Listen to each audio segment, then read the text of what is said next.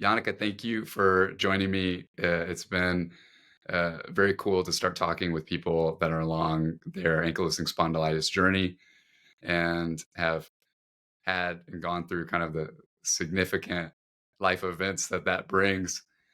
So it seems like right now you've found a lot of success on your healing journey. You've started Starch-Free Feasting, which is a great resource for people that want to utilize diet to help them, which I definitely know is a really big variable in this and how we feel. And I wanted to ask you first, how is it to feel healthy? It's not something I take for granted anymore, that's for sure. Every night when I go to bed and know that I can get a good night's rest, for example, is just yeah, it's not something that I take for granted anymore at all. Yeah. Mhm. Did you did you think you'd get here when you were kind of going through the worst of it? Oh, no, no, not at all. I thought it was a life sentence, especially when I found out what I was dealing with. Um, I thought that was kind of just the end, just trying to manage um, the pain I was in, and that was what I would have to deal with for life. And so this is um, this is far beyond what I expected or really even hoped for. Yeah. Wow. Could you tell us a bit about your journey through this? Maybe, when you first started recognizing that something was a little bit off compared to friends and family. That's kind of at least how it started for me, and maybe your journey to getting diagnosis to and then to where you are now. Sure. I mean, I started getting, in hindsight, I started getting symptoms probably decades ago where I had random pain. Sometimes it was neck pain or back pain or bad headaches or wrist pain, or I had jaw issues. And I mean, it was always one issue after another. And I probably after my teenage years, I never did feel completely healthy again. And then I got pregnant, and my first pregnancy was great. But then as soon as I had delivered my boy, I started feeling not great. And I managed through that. A few years later, I was pregnant again with twins this time. And it was a great pregnancy. And I went full term and had two healthy baby boys. But after that, uh, I felt very, very poor and got to a point where I was so stiff and sore that uh, I couldn't function anymore. There was a point at which I, in the middle of the night, went to my twins' cribs to try and pick them up because they were crying, and I couldn't even lift them up anymore. And that's when I knew that something had to change. Something was seriously wrong. I mean, at some point, I thought maybe I was just tired. Maybe twin mums they get sore, but when I couldn't pick them up anymore, I realized that it really was something more than just an achy back. Um, and I knew then too that it was more than just something that was in my head. For for years I'd been going to medical professionals just trying to get answers for these mysterious issues.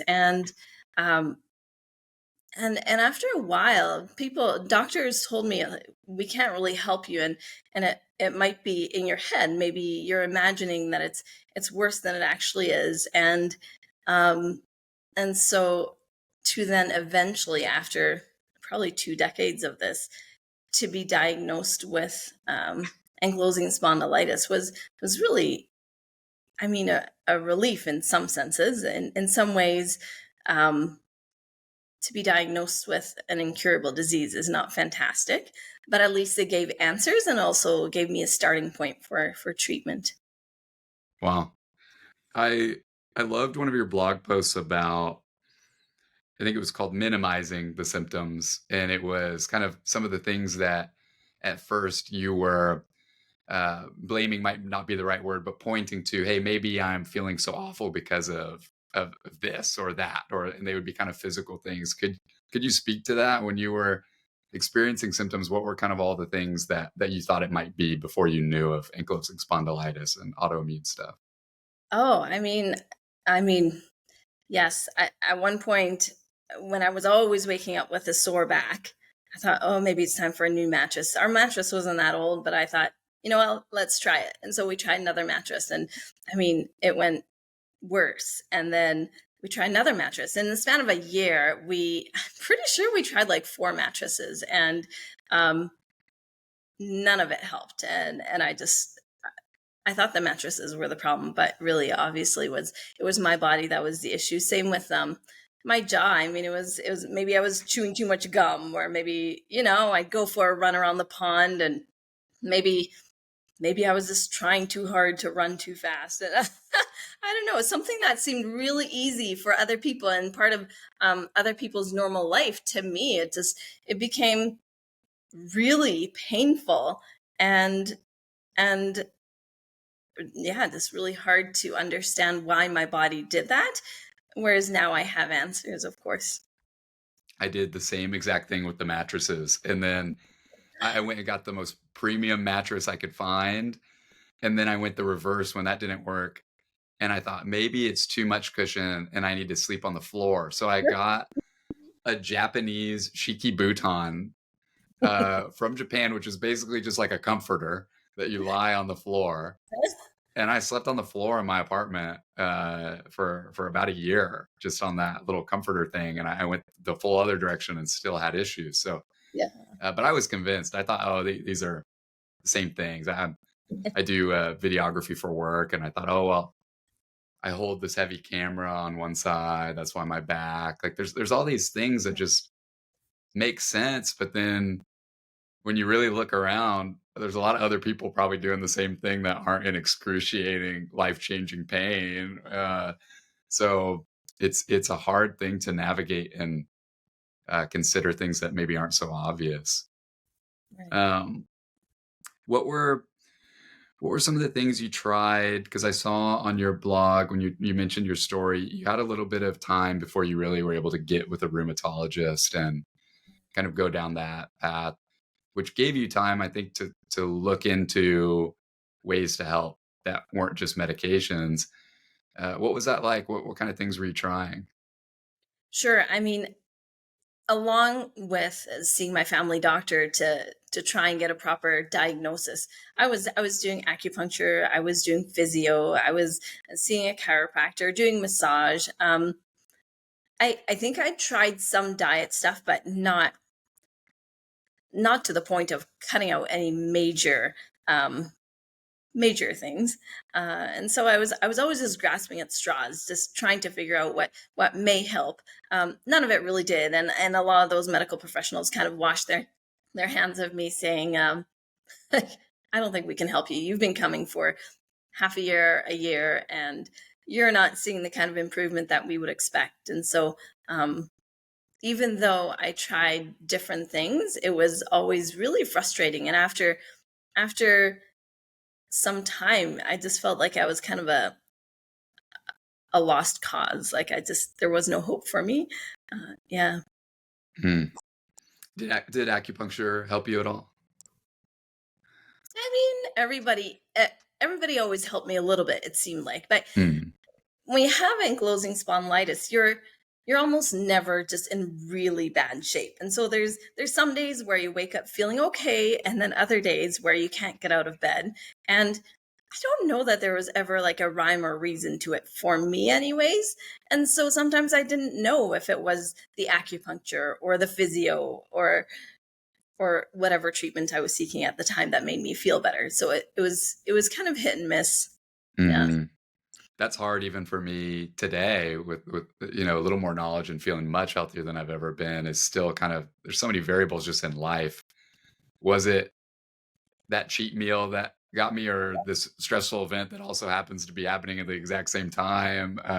That's hard to juggle. I tried acupuncture as well, and I enjoyed it. I thought that it did help me a bit, and it was fun to see that there are opportunities for a little bit of relief that aren't just pure medication or kind of I don't know, more intensive stuff. So I like hearing people's opinions on like what it's kind of like helped them and what.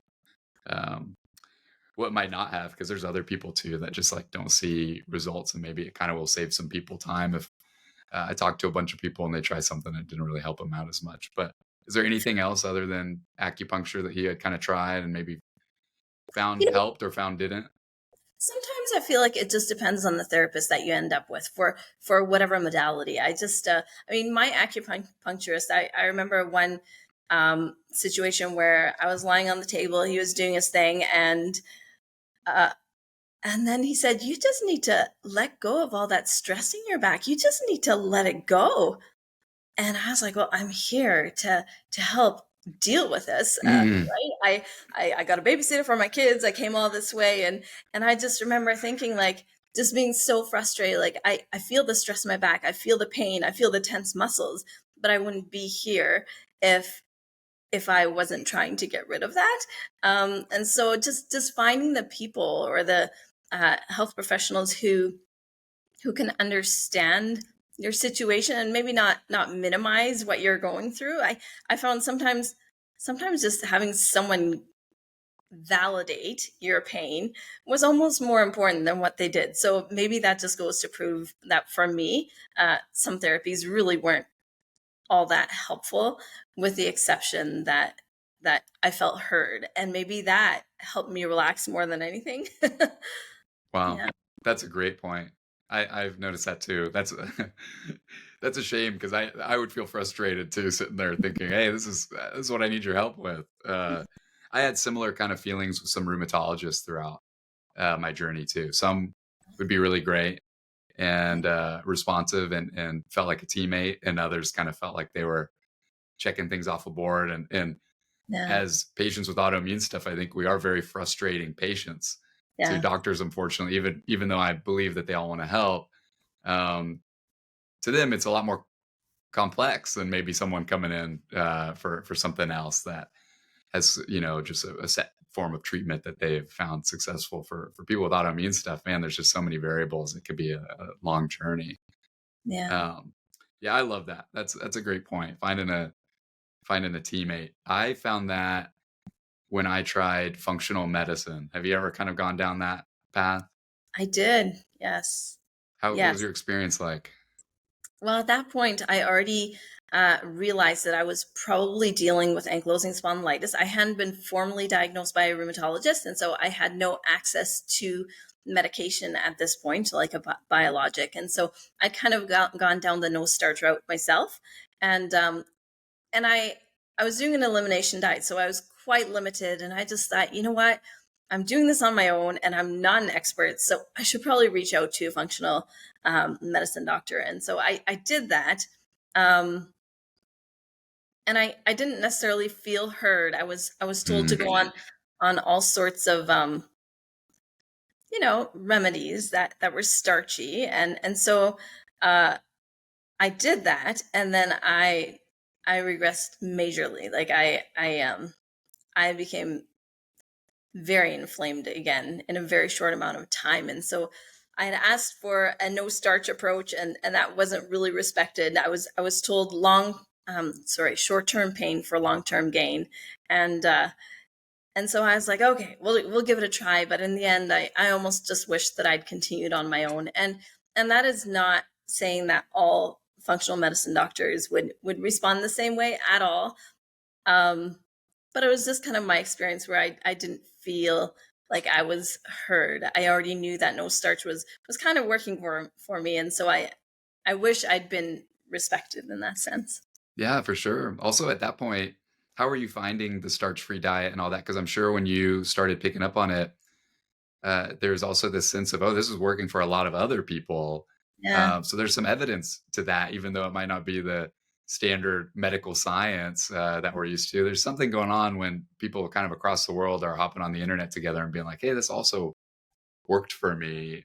Where did you kind of start picking up the starch-free stuff, and where did you find that? well, I mean, I was desperate, and so I just went online to Facebook groups. Mm, It's really sad that this is where we go for our medical answers, but there were quite a few Facebook groups that were quite depressing to me, and like, oh my, this is my future, and and then I just asked one day, like, is there a diet component to this? Um, and someone mentioned the starch-free diet. And so I just kind of dove headfirst into a starch-free elimination diet.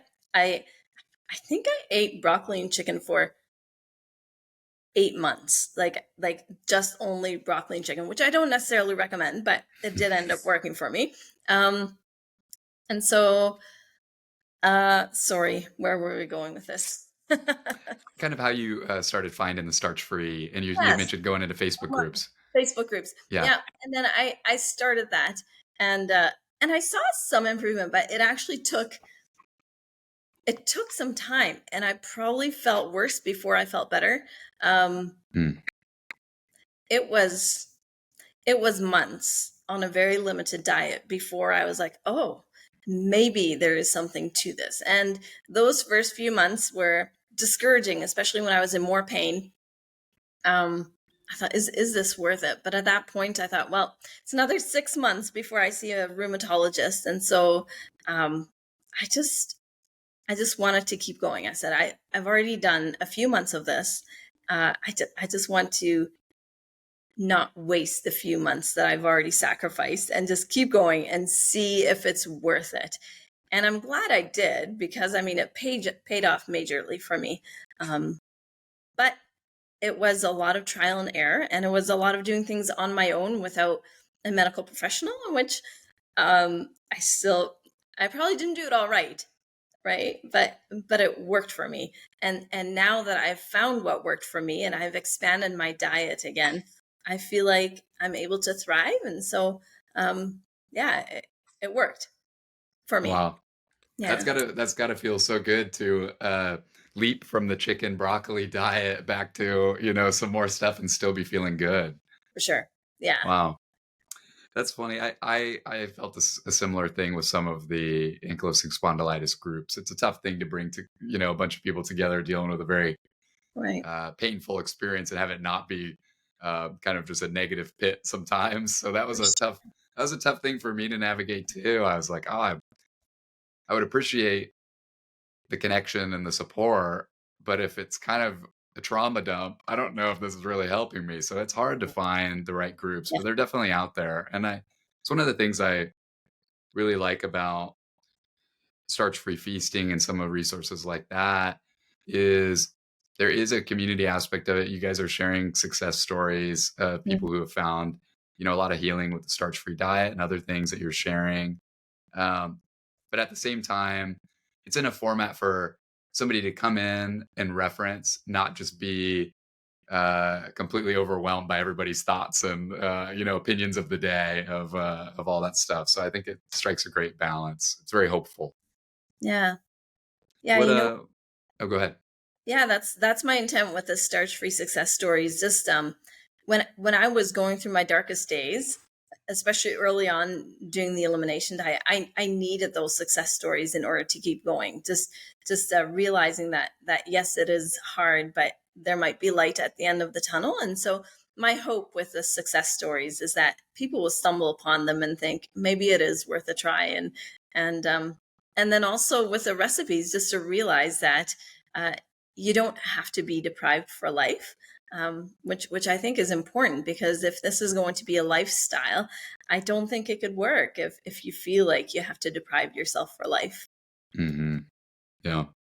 What would have been some enjoyable moments of starch-free feasting? I'm sure it's like a really fun experience when you can share someone's success story and stuff like that. I'm sure maybe you even have developed friendships through that. What have been some of the fun things about starting this? I mean, definitely friendships. People are reaching out, and just asking for advice or telling their story. It's a real privilege to, I find anyway, to walk alongside people who've struggled in the same way and who are hoping to find success. And some of the success stories, I mean, I feel so honored to say that some people have ran into my story from, I mean, my story started 4 years ago, and I've been pretty open and about sharing about my story, and to think that some of these success stories read my column and then we're like, oh, maybe it's worth a try, and who are now a success story. I think that's amazing. That's just really encouraging for me to see that sharing has been worth it, and that it's encouraging people to the point where it's really life changing for them too. Wow, that's special. Yeah. You're turning something that is very easy to kind of just let be a very negative thing and kind of a life sentence kind of thing into a very positive, helping other people with it. It's incredible. Well, it brings purpose, right? Yeah, Yeah. it brings purpose to my pain, I always say, and it makes the journey worth it, really. So, yeah, Hmm. I really liked your blog post about that subject and finding that. I've found a similar thing, and this kind of leads into another topic I wanted your thoughts on, which is that turning point from victimhood to self responsibility with this.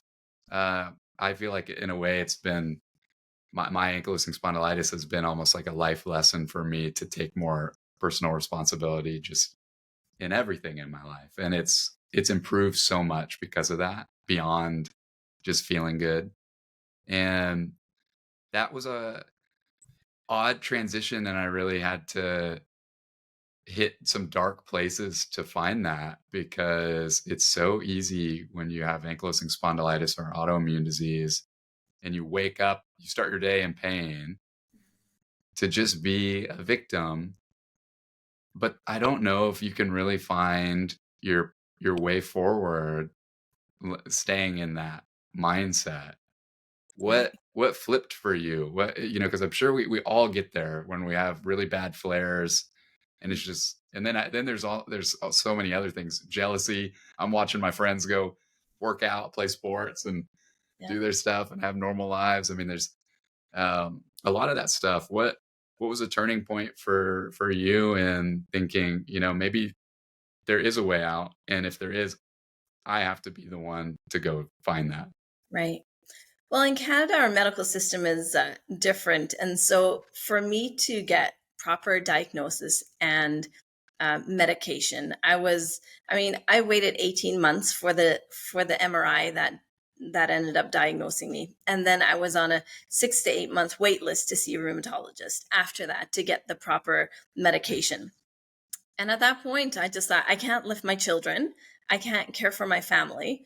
I can wait to see a rheumatologist, but I don't want to sit here and wait and do nothing. I just it felt too helpless. It felt like I was just at the mercy of a system that I don't know, in some ways didn't prioritize me and my well being, and so that's why I kind of took the plunge into uh, the diet, really. Um, and I've learned a lot from that too. That really, yeah, you know what? In the end, if there's something I put my mind to and really want, I can probably accomplish it. I mean, it requires a lot of sacrifice. It required, for me, anyways, a lot of sacrifice to do this diet and to take this route. But it was worth it in the end. But that's not something that I think we necessarily do uh, easily or willingly, because it's not easy to give up a lot of food, comfort foods, and really, like you said, like a social life in some ways. Like you give up a lot to um to kind of follow what you think might be the answer for you. What clued you in that if you were able to develop the courage and the strength to try something, and maybe if it involves some sacrificing at the beginning, it would be worth it? What gave you that kind of first glimmer of hope? Well, in the end, I mean, pain was my main motivator. Mm, Really, I can be very I could say it's like, oh, I'm so strong and this is just what I wanted to try. But I was terrified of being wheelchair bound. I mean, my first visit to my rheumatologist was filled. I was the only one in the waiting room without a walker, without a wheelchair. And I just thought, this is my future. And I don't want that. I am young. I've got 3 young kids. I've got a family I want to care for. And it just hugely motivated me to give it my all. And even if it didn't work, then at least I knew that I'd given it my all. And that's really for my own, that's what I wanted. Yeah. wow, that's powerful. I also that was a big motivator for me actually. Not even I was thinking, oh, maybe you saw something with starch free, and you're like, that could be it. And then it changed, but pain is maybe the biggest motivator of all time because that was my kind of I had a similar process too of thinking, wow, I'm in my 20s and I feel like I'm 100 years old. Yeah. This is not going in a great direction. I got hopefully some time left, and if this is, I don't want to feel what 200 years old feels like. So I had a similar thing, and there was one like when I started seeing YouTube videos about just people being really active, and I think maybe that was a subconscious thing of enjoying watching other people go run ultra marathons or do fun stuff, these cyclists and all that. Because I think maybe I wanted that, and that was a powerful moment for me when I would watch some of their YouTube vlogs and stuff and see all the effort and energy they were putting into their diet and their routine. And I thought, wow, I'm not even doing this just to like try to live a normal life or try to live healthier. So that was kind of my wake up call of some personal responsibility stuff of like, oh, the pain and all that stuff is not great reason to eat poorly and do things that are only going to put you deeper in the hole. And I think it's cool that now that these things are out there, maybe people don't have to wait until the darkest moment to get kind of a glimpse of, oh wait, there's other options here. It's Right. not a sentence.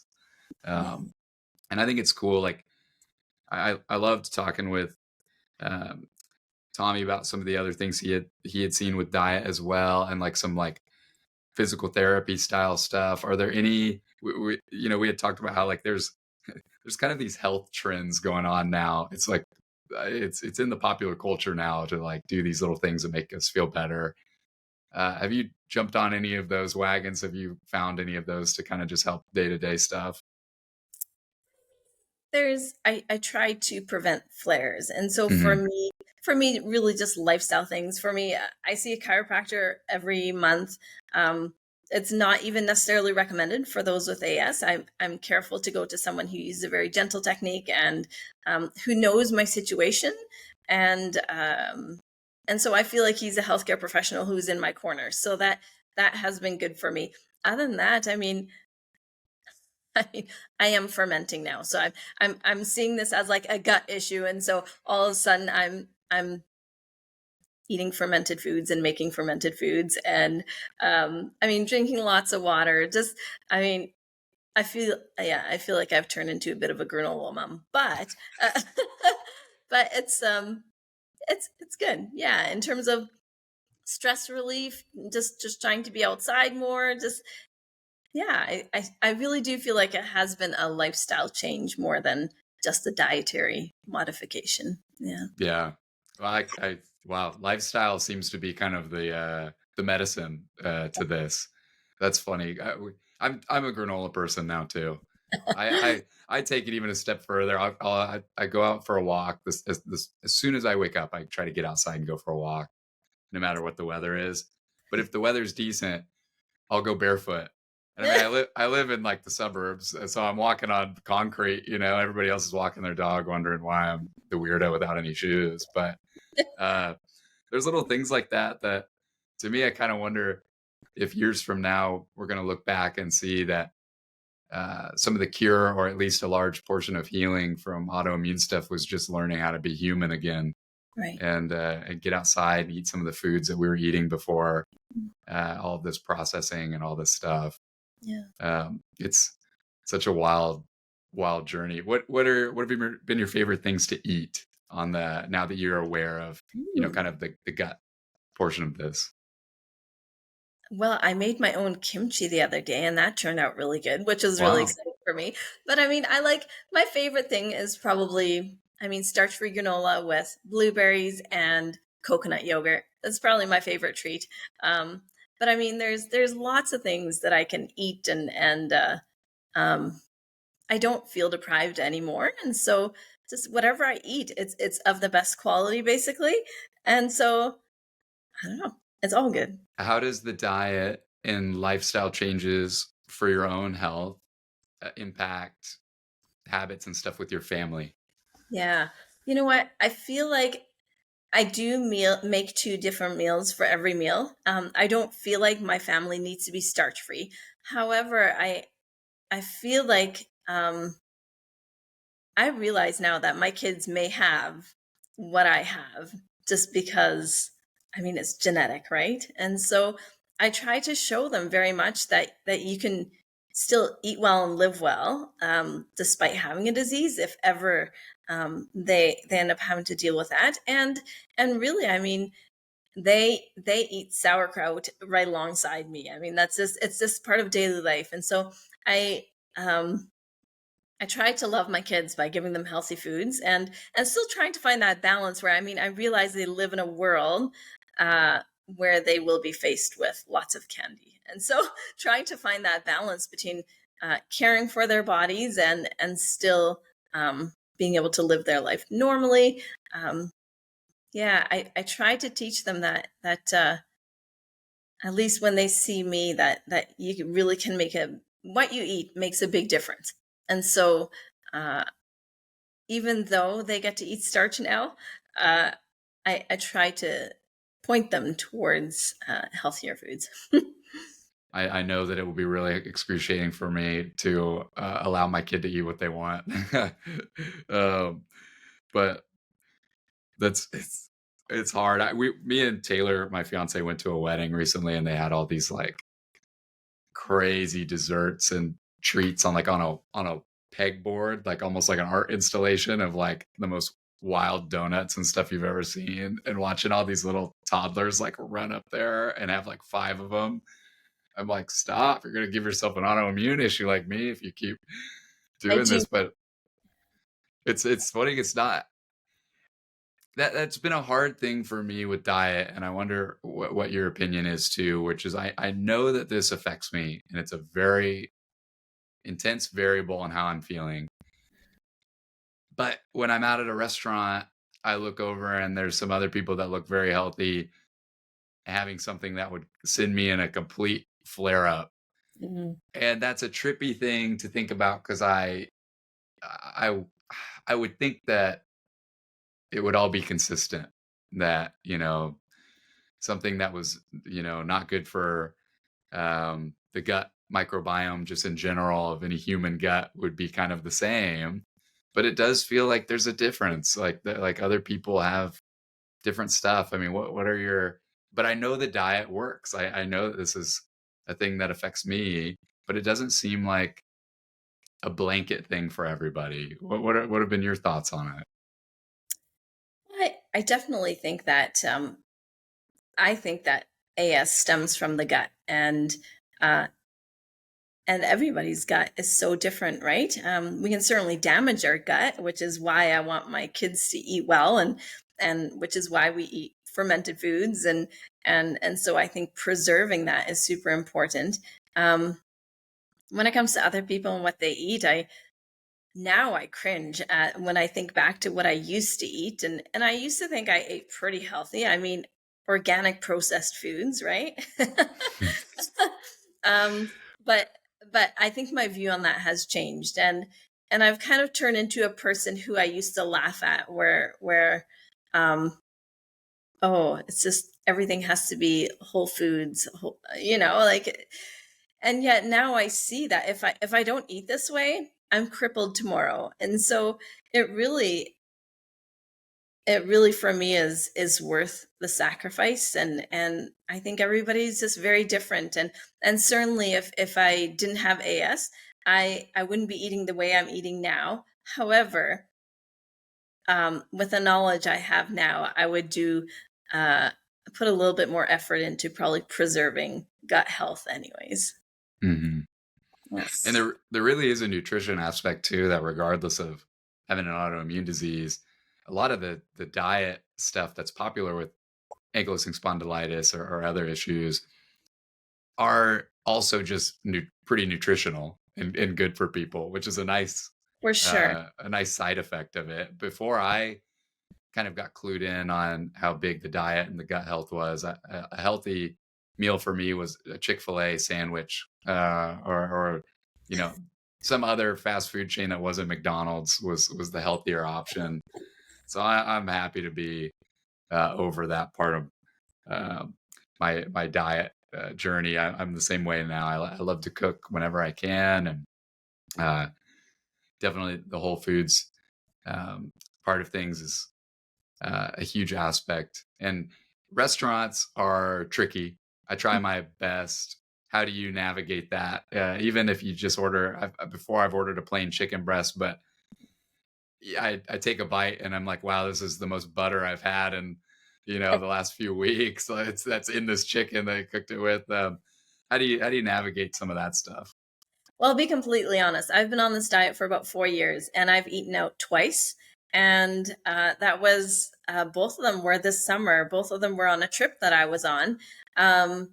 We got stranded at the Toronto airport, and I didn't have access to my luggage. I'd actually we were going on a 2 week family trip, and I packed a cooler with a bunch of my own food just so that I didn't have to go back to eating chicken and broccoli. And so, but we were stranded. I couldn't grab my cooler, and so I either had to starve or or take my chances at a restaurant. And so then I did go to the Marriott restaurant in at the Toronto Airport Hotel, and I asked for just a plain piece of steak, just salted with a side, like a green side salad. That's what I asked for, and they brought me a steak with a nice salad. But then they said, "Oh, it looks so plain." So we poured some gravy on it. And I was like, I am so sorry. I cannot eat this $50 piece of steak because of the gravy. And so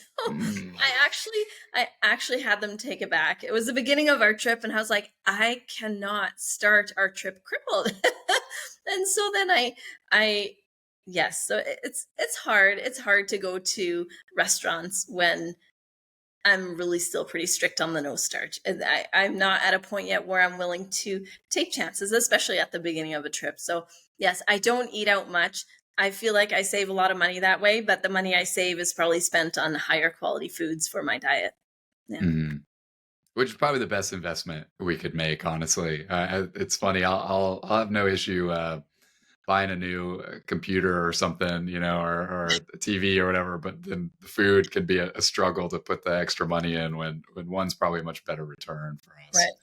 Um, that's amazing. You are very committed to the diet. I respect that. I still, as much motivation as I have to avoid pain from you know eating the wrong things or the things that I know that are going to cause me some issues. I still run into it, and I still go to restaurants. I'd say maybe even like once a week with friends and stuff, and try my best to navigate and order the most plain thing I can. But Right. it's never perfect, Yeah. and so I have a lot of respect that you've really stuck with it, because I bounce back and forth. Like I'm definitely not 100% cured and can do whatever I want and will never have a symptom again. But I also don't need to take medication, and I feel a million times better than I ever have. Right. So I think part of it is also me poking and wanting to see like how much can I get away with, Right. um, which Yeah. is a fun thing, and also kind of can be disappointing if I go too far and Sure. kind of Well, flare up a bit. I mean, I had 2 years of COVID out of my 4 years. 2 years were COVID, so I wasn't really eating out anyways. And then, Mm, honestly, eating out with three little kids is not such a treat. So, so it's been quite easy for me. good points. Yeah. Funny. Do you Do you feel stress with the eating? Sometimes I would just feel really stressed about what are my options? What if I get stuck in a situation kind of you just described where you're kind of at an airport stranded. Um and then I kind of think, well, now when I do eat, let's say I eat something and it's not perfect, but it's like as good as I can get. How much of it's the food and how much of it is just me stressed out that it's not perfect? That's a tough question for me a Right. lot of times. You had an article that was about your top 5 triggers, Mhm. and I thought for sure, you know, your resource that you built is starch-free feasting. You have all this diet stuff, and I was really surprised to see that the number one trigger was not diet. Could you talk more on that? Well, I mean, in some ways, I think stress is the major trigger, but there's so many. Stress could be from diet, or it could be from emotional stress. I mean, environmental stress, right? There's so many sources that can cause stress to our bodies that we maybe, when we think stress, we tend to think, oh, we feel anxious and stressed. But really, I mean, if you feed your body the wrong food, that's adding a stress to your body as well. So even though I didn't write diet as my top thing, I still feel like anything that doesn't serve and nourish your body is in some ways a stressor, right? So to me, stress is at the top. Anything that you do to your body that really it doesn't thrive on is in some ways going to work against you. Well, that's a great perspective on the stress. I kind of immediately think just purely emotional, but you're right. There's a lot of other stressors that we have. I loved seeing that because I feel the same way with stress, and I feel it mostly in that kind of stereotypical emotional stress Yeah. causing flares. And I saw a blog post by you, kind of detailing, that you've seen the same evidence with some of your flares. I had a moment on a work trip recently, and it was very stressful, and also some anger and other emotions that I've also, just now looking back, feel like have always been tied to flares, and maybe it's not so much of a coincidence. And when I grew up, I had all this eye stuff. That's where the inflammation started for me, and it was bad. By the time I was in high school, I had a two glaucoma surgeries, a cataract surgery. I was like an old man. It was crazy. And then the pain moved and kind of went to my back for a while in my college years. And I didn't have any eye stuff for a very long time. And this work trip happened about 2 weeks ago. And I'm sitting in the airport to come home after it's all done. And my eye just goes, and Mm, it's all red. I mean, it's total flare.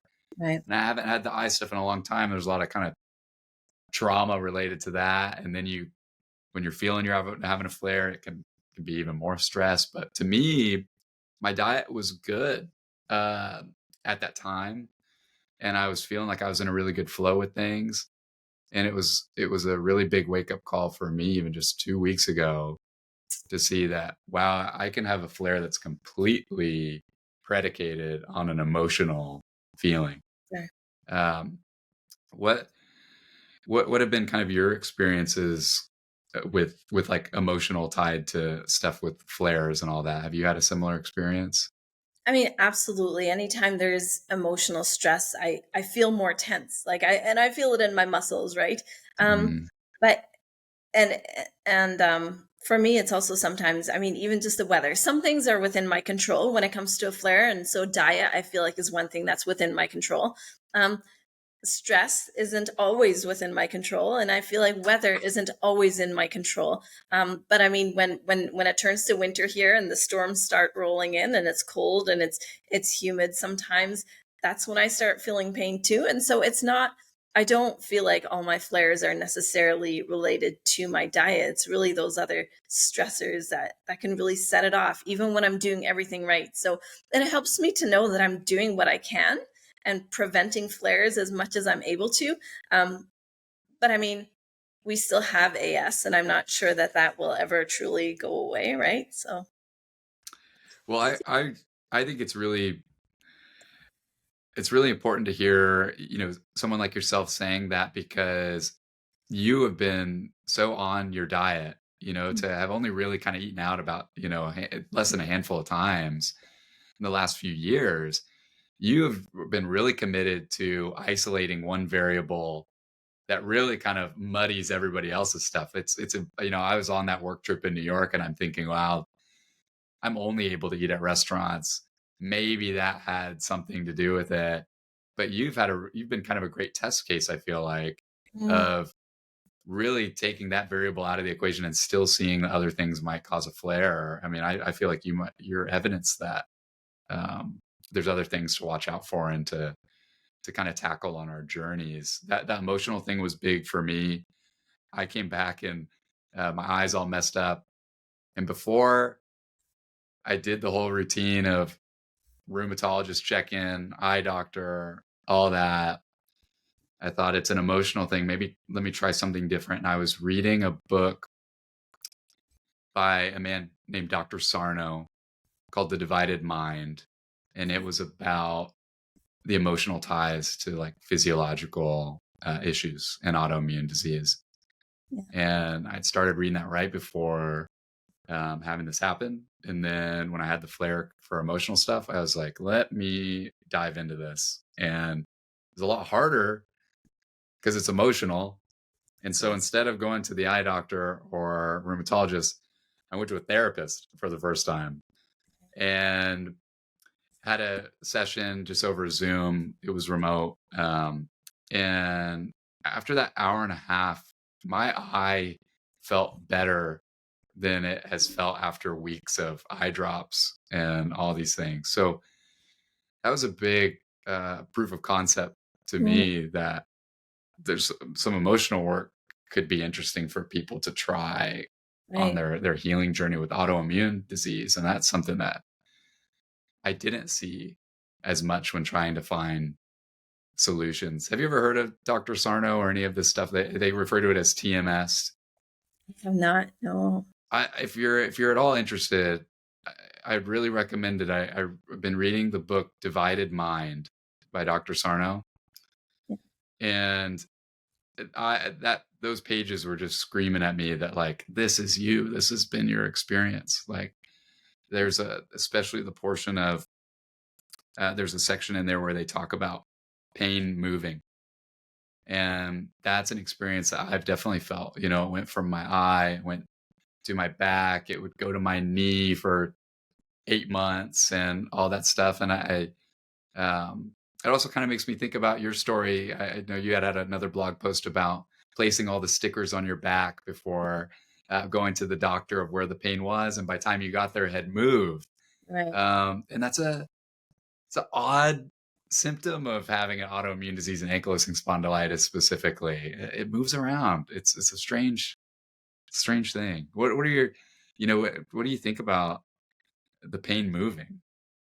Well, I think it made my story just not credible at all, right? Like I'd wake up at night with severe pain in my back, and then I'd get to the doctor and he'd be like, "Okay, so where was the pain?" And me just being like, "I don't know, kind of like this area," but not being certain. And he's like, "Well, right, from his perspective, I can see like, well, if you don't even know where the pain is, then how can I help you kind of thing, right?" Like Hmm.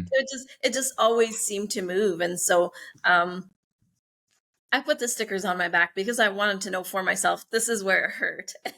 And I wanted to show my doctor, like, this is exactly where it hurt. Just so I had facts instead of just a very vague story. Yeah. Yes. Oh, I thought that was genius. How did you come up with the idea? Can you tell me more about like because I think you had put even comments or like little Right. notes on the stickers of what type of Totally. like what it kind of yeah what all did you do? I thought that was really cool.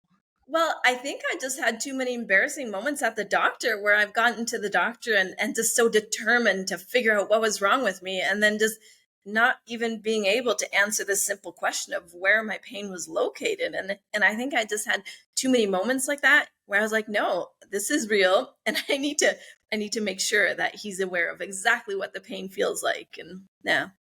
I thought that was genius. I think everybody should try that when going there because it's hard. You get there and then you got to remember all the stuff that's going wrong. And when we're kind of in a flare, it almost feels like it's everything. Right. Yeah, that's funny. I liked that. I hadn't heard about someone doing it, but I think it's actually very smart.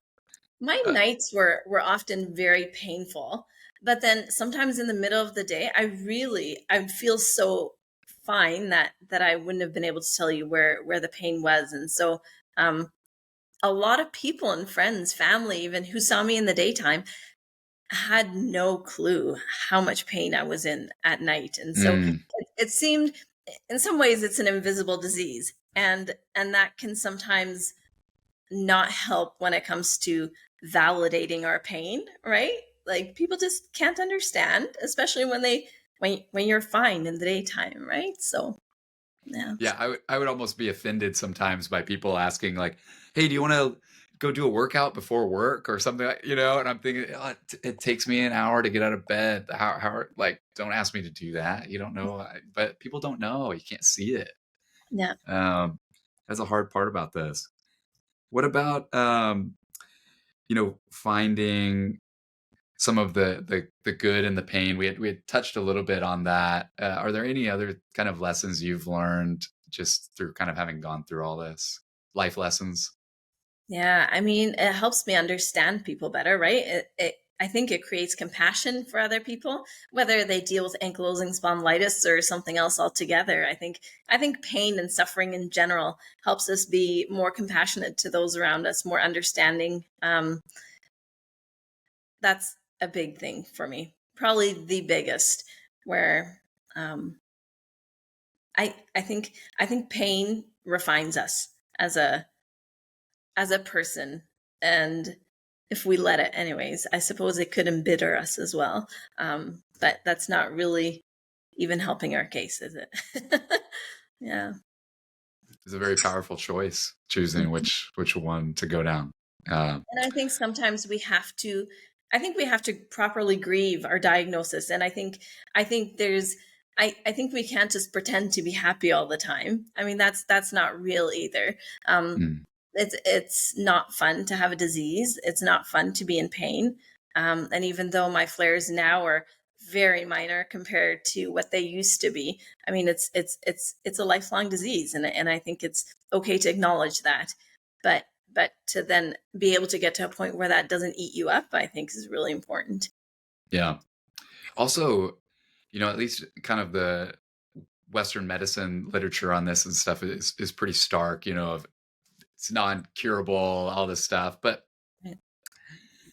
I think in a way, I see it being curable. I'm seeing people cure themselves. Maybe they still have to keep up a certain lifestyle to keep that up. But I kind of hope the literature changes on that, because I'm starting to see other people that have this that are going out and running marathons and not taking their medicine again. Like, I'm not saying that that's just gonna happen for everybody. I hope it does.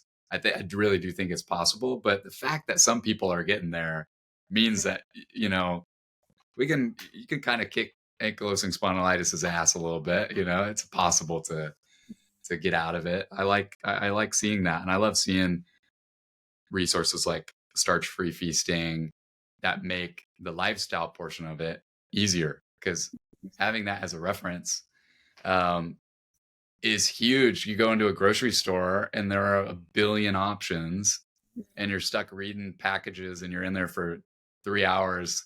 Right. uh, the worst part to me is listening to whatever music the grocery store decides is popular at the time. That's the painful part to me, is sitting in there.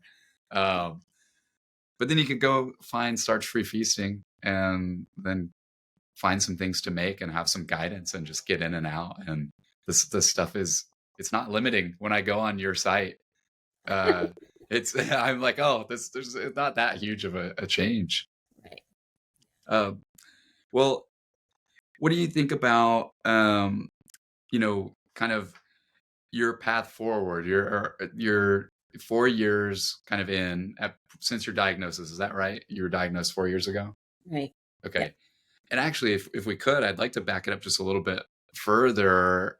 You had mentioned that it took a very long time to get to your rheumatologist, and that's what led you to look at the starch-free lifestyle and all that. What happened? Did you end up going to the rheumatologist, and did you try any medications and stuff, and do the typical route? Well, my family doctor, when I was unofficially diagnosed by my family doctor, I just received those prescriptions like anti-inflammatories and all that, but they didn't really help. So I stopped taking them altogether. They seemed kind of a waste of my time and money. Um, and so then um, when I got to my rheumatologist, I had been on the diet for about 6 months, and I I had improved so much that I was not feeling like I needed to take any of the medications if they were prescribed to me. My rheumatologist saw that too. She's like, "Well, there's definitely on your MRIs. There's definitely evidence of ankylosing spondylitis," and so I did receive the official diagnosis. Um, but but at that point, she already was not eager to prescribe me medication. So I never did try medication prescribed by my rheumatologist. I was never on a biologic. Um, and my last visit to the rheumatologist, she said, "You've been seeing me for 3.5, 4 years now, and I see absolutely no change. You just keep getting better. So how about instead of coming annually, you just call me if you need me, but I think you're okay." And so that just kind of felt like I had graduated from her care, which was pretty huge to think that she felt confident enough that I was better enough with what I was doing. So that was really encouraging for me. That is incredible. Yeah. Congrats. Yeah, Yeah. Yeah. that's beautiful just to hear. Wow. Yeah. Did she have any comments on just thinking, "Wow, what tell me what you're doing," or anything like that? Was she interested in the starch-free diet? You would think so, but no. Uh, unfortunately, she's like, I don't really know or care what you're doing, but you're doing the right thing, so just keep going. And that does it Oh, does yeah, it's and that can be frustrating. I was asked to be part of a study for ankylosing spondylitis as well through my rheumatologist clinic, and they asked me, "Do you want to be part of a study?" And I said, "Oh, I'm happy to help if I can." So I was given a questionnaire about what medication I'm taking. I think they were trying to figure out what typically how quickly people progress with what symptoms, just so that if you're newly diagnosed, they can give you an idea of what that might look like, what your future might look like. And so I was given this questionnaire, but there was nothing in regards to lifestyle or diet that they asked. And so one of the questions was, "How do you feel today? And are you on any medications?" And I said, "Well, I'm not on medications, but I feel fantastic." But that's not the full picture. And so I asked, like, is there room for comment? Is there room for me to say, "Well, if I stray from my starch-free diet, I'll be crippled tomorrow." But they're like, "No, we're not really looking into that." And so I said, "You know what? This study it's not worth it for me to be a part of. I would skew the results because even if I say I feel great, that's not the whole picture, and that would be really deceiving for someone who is not doing lifestyle or dietary changes, right? Modifications." And so that's been discouraging for me to think that there has been no interest really in seeing what lifestyle and diet can do for people like myself. Because when I first got diagnosed and my rheumatologist told me, "You know what, there's biologics for life that you can take, but other than that, I mean, it's incurable and it's progressive." And so, I mean, there was no hope given to me, and that was probably my lowest moment when I thought, "Oh my goodness, it's a life sentence and it's not getting better, and I'm probably going to end up in a wheelchair in a matter of months, years." And so I really wanted that hope, and it wasn't really provided to me at my generally like medical professional offices, especially the mainstream clinics. And so um, I wish there was more interest, and maybe eventually there will be. But for now, I feel like I kind of need to do what I can on my own for people who are hoping that there is maybe an alternative route for um, feeling better. Yeah. that is a wild story. I try my best. I do not want to bash any medical systems or especially Mhm. rheumatologists. I believe that they're there to help. Yeah. But man, that is sad. That is the system is broken for sure. That Right. somebody comes in their office actually finding a lot of success, and there's not much of an interest, if at all, of Right. maybe what we could take away. I mean, the to me that would be the whole science of it, to see Right. all these people and really try to accumulate the things that are working. And man, it's just being ignored. I thought back too after my visit with a functional medicine doctor. That was the first time I ever had questions about asked to me about lifestyle and diet. Right. And now that I know how much of a impact that has, I can't believe that I never had that question at the rheumatologist, but it does make sense. I don't think it's intentional on their part to not help or anything, but for them, it's less convenient because they got 20 minutes per person. Mhm. They got to cycle people in and out. We can't have lifestyle discussions and nuanced diet talks. And to me, I'm really starting to believe that system's just not going to work. And in a way, I'm very happy that the issues with our system is that it costs $1 million and you're going to be in debt. The issues with it sounds like maybe the Canadian system or other systems is that it's very slow. It's gonna take a year to really get anywhere. And in a way, I think that's going to be the biggest help to us possible because the systems are so mucked up and slow, Right. and that it's going to cause people to take responsibility, go Right. online, find resources like Starch-Free Feasting, Right. see that people are having significant improvements to their autoimmune disease through things that they can do with their own diet, lifestyle. It's so powerful. I think in a way it'll, the messed up parts of the system will be a big gift to Right. a lot of people suffering with this.